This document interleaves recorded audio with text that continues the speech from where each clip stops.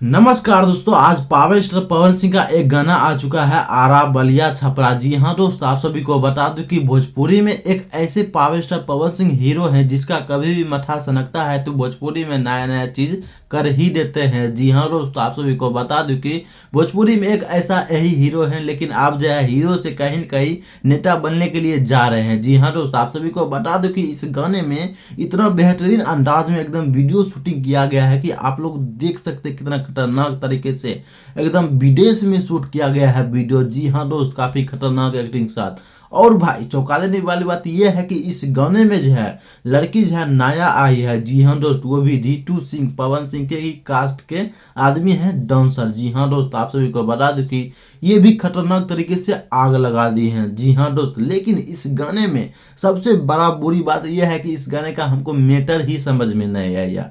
अगर आप लोग भी नहीं देखे हैं तो इस गाने को सारे गामा हम भोजपुरी पर जाइए और इस गाने को मैटर बताइएगा कि आपको समझ में आया या नहीं आया है। आप सभी जरूर बताइएगा। थैंक यू, धन्यवाद, जय हिंद।